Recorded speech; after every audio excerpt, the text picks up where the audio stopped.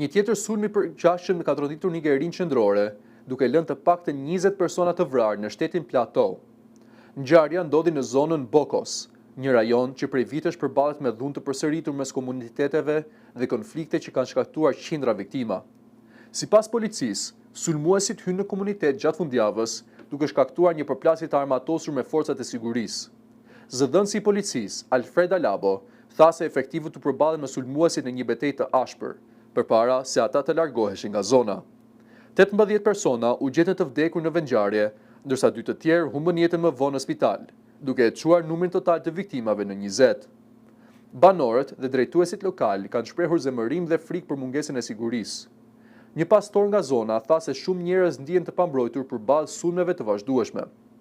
Ndërkohë, autoritetet kanë bërë thirrje për unitet dhe kanë kërkuar që komunitetet të mos përçahen më tej nga dhuna.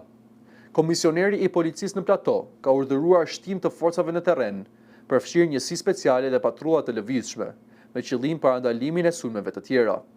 Nigeria prej vitesh përballet me sfida të mëdha të sigurisë, nga konfliktet komunitare deri te aktivitetet e grupeve të armatosura në disa rajone.